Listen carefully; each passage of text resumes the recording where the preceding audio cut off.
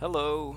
Um, so it's been a while, and I know I haven't been consistent in my video making. I probably won't be for a long time. I've been actually working with my friend on another little project we've been calling Church of Logic. You can look it up on YouTube. It's another channel. It's more philosophy, talking about values, philosophical, metaphysical values, where the world is going, transhumanism, politics, a lot of shit. Um, yeah, Church of Logic. I guess I'll put a link down below. Um, because when I talk about health, it ties into a lot of other things.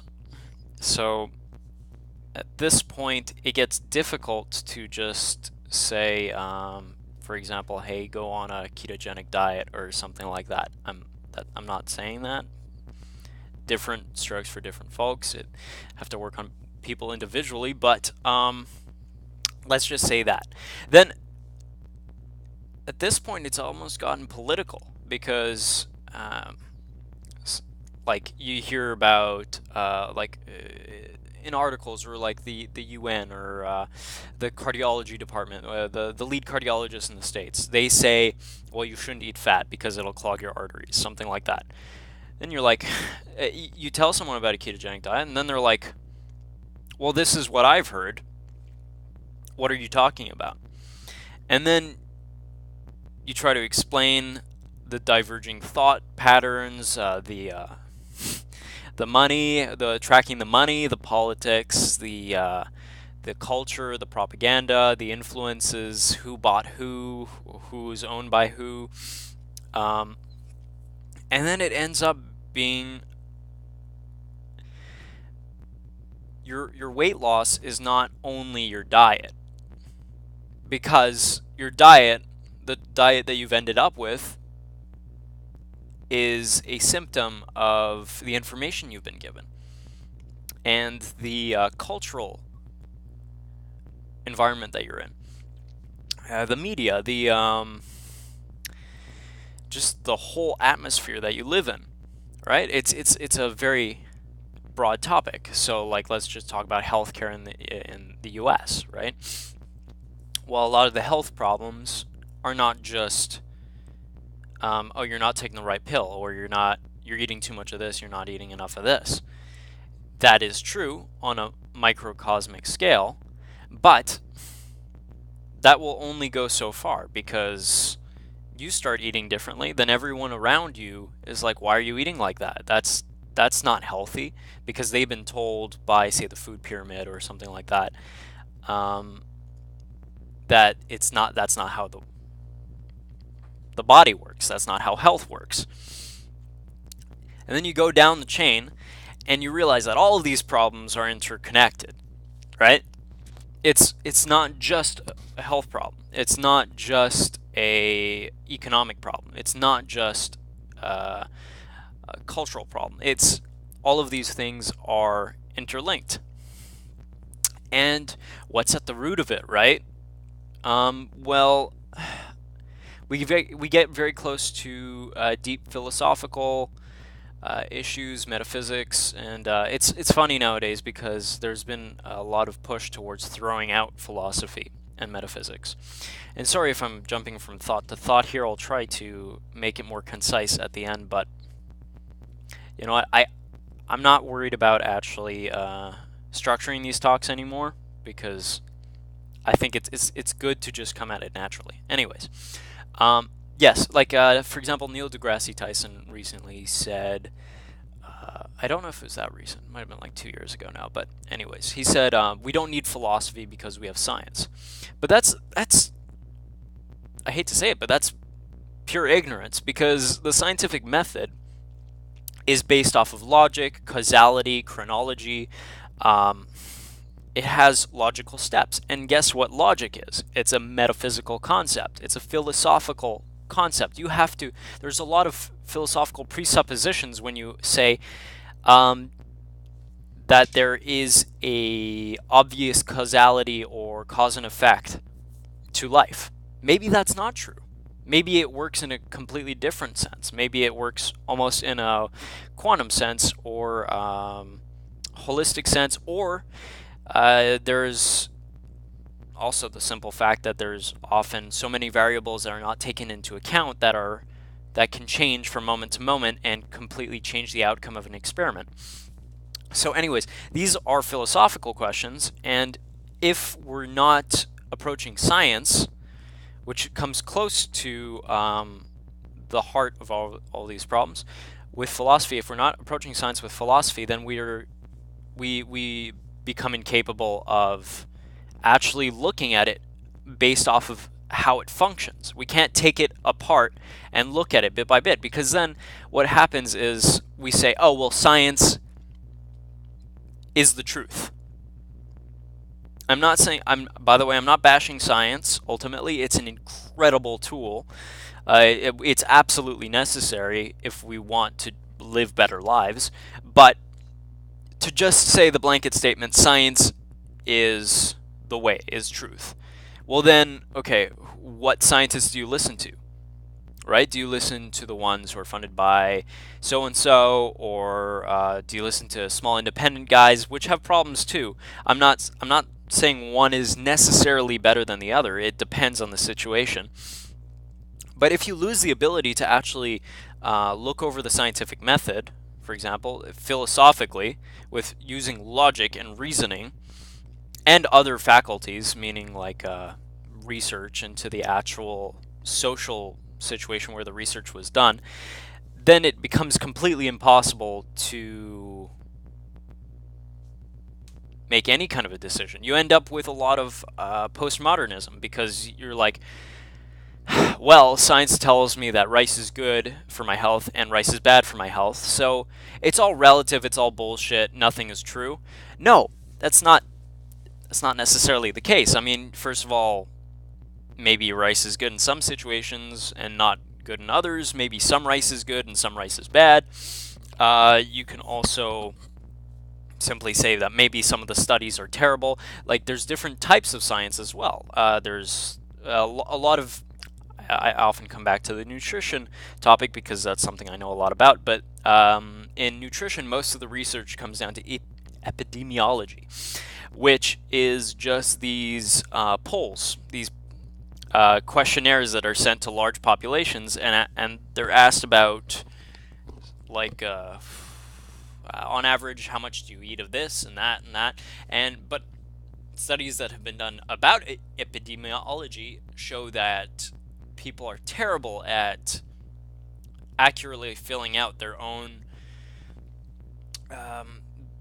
censuses, their own questionnaires. Like, I don't know if I ate 400 grams of beef or 3 pounds. Well, okay, I can tell the difference between that. But anyways, people grossly underestimate most food consumptions and so on. Anyways, overall, it's very limited. There's a whole bunch of other fallacies and issues with epidemiology. Then there's, like,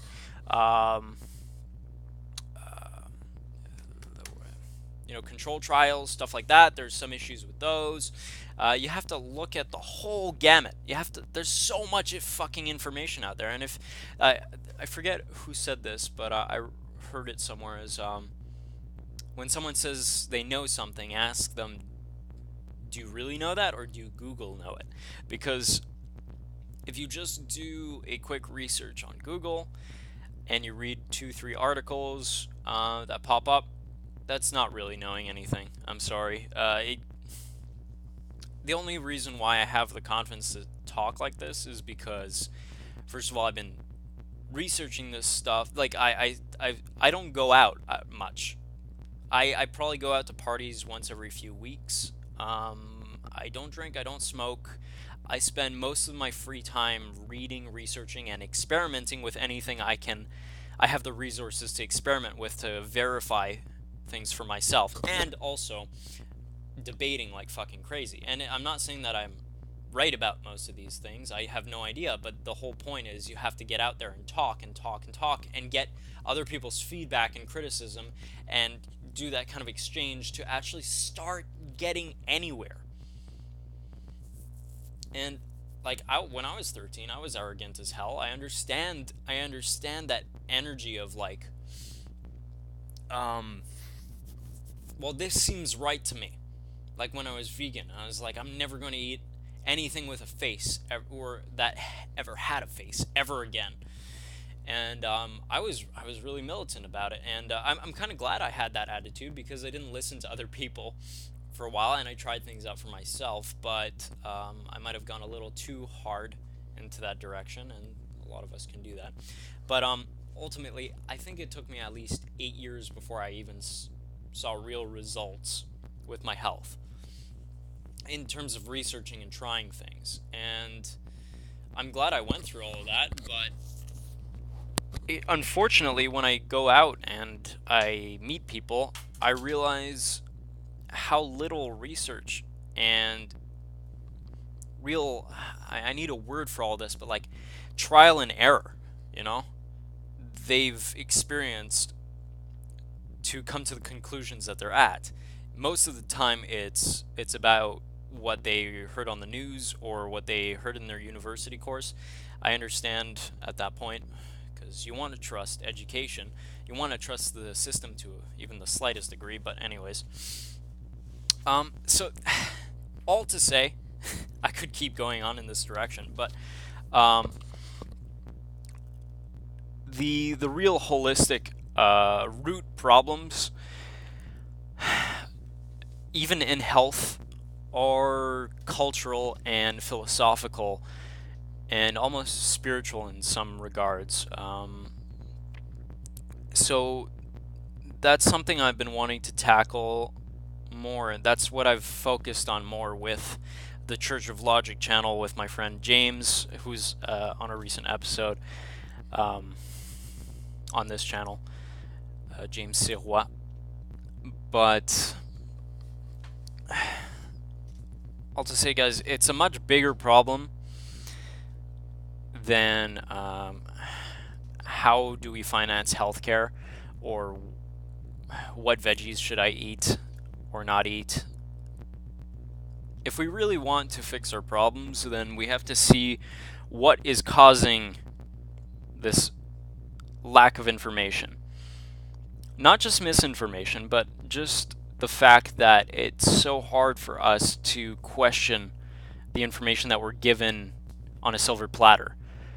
And because not all of it's wrong, some of it's great, in my opinion. But for me, it was like, maybe it was because I was sick, but it was like, well, if all this information that I'm getting in school and reading online, that is just right in my face, like on my Facebook feed, um, that's on the news, if none of this is helping me with my health and making me feel even vaguely good, maybe that's the way life is. But maybe there's more information out there. Maybe there's something better that I haven't even conceived of yet. And so I got really obsessive about researching. I don't know, I guess I was 12 years old when I started reading my first diet books and philosophical. No, I read philosophy earlier than that, but getting really, really into it. So, yes, find the root problems beyond just your own body. To a certain degree, our health problems are bigger than ourselves. It's not. A person's cancer isn't just a manifestation of their way of life or their genetics.